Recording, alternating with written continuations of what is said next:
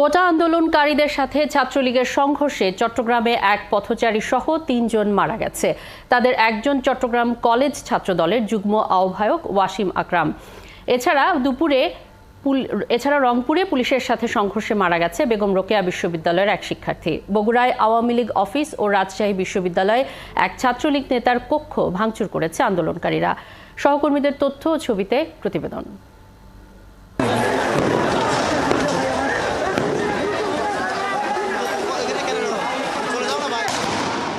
চট্টগ্রামে নগরীর ১৬ শহর ও রেল স্টেশন এলাকায় বেলা ২:৩০ থেকে অবস্থান নেয় যুবলীগ ও ছাত্রলীগ।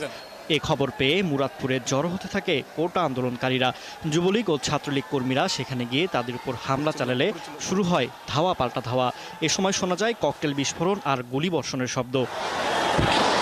কোটা আন্দোলনকারীদের সাথে যুবলীগ ছাত্রলীগ কর্মীদের দফায় দফায় সংঘর্ষের সময় এখানে মারা যায় ৩ জন।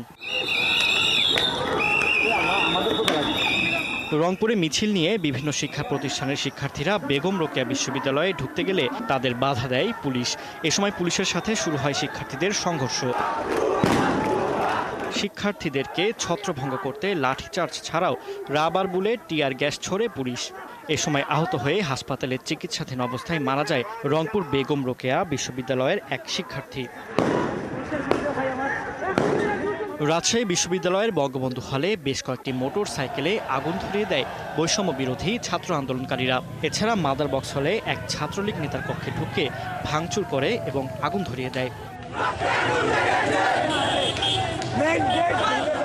শহরের 0 পয়েন্টে অবস্থান নিয়ে মিছিল করতে থাকে কোটা আন্দোলনকারীরা। পরে সেখান থেকে বিশ্ববিদ্যালয় ক্যাম্পাসের দিকে চলে যায় তারা।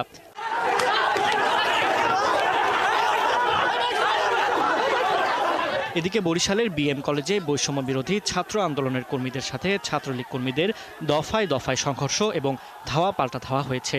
এতে আহত হয়েছেন 4 জন। এর আগে BM college, Hatem Ali college ও পলিটেকনিক কলেজের আন্দোলনকারীরা নগরীর নথুল্লাবাদ এলাকার ঢাকা বরিশাল মহাসড়ক অবরোধ করে। এ সময় দাবি আদায়ে আরও কঠিন কর্মসূচি দেওয়ার কথা জানায় তারা। এর বিরুদ্ধে ব্যবস্থা নেবে মাননীয় প্রধানমন্ত্রী। যতক্ষণ না পর্যন্ত ব্যবস্থা না নিবে এবং আমাদের একতবা দাবি না মানবে ততক্ষণ পর্যন্ত আমাদের আন্দোলন সংগ্রাম চলবে। বগুড়া শহরে আওয়ামী লীগ অফিসে ভাঙচুর চালায় বিভিন্ন প্রতিষ্ঠান থেকে আসা কোটা আন্দোলনকারীরা। টাঙ্গাইলে কেন্দ্রীয় শহীদ মিনারে জড়ো হওয়া কোটা আন্দোলনকারীদের উপর হামলা চালায় ছাত্রলীগ।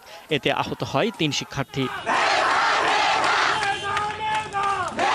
এছাড়া ময়মনসিংহ ও গাজীপুরে রেলপথ অবরোধ করায় বন্ধ হয়ে যায় উত্তরবঙ্গের সাথে ঢাকার রেল চলাচল। নরসিংদীতে আন্দোলনকারীরা ঢাকা সিলেট মহাসড়ক অবরোধ করলেও 2 পাশে আটকা পড়ে কয়েকশো যানবাহন।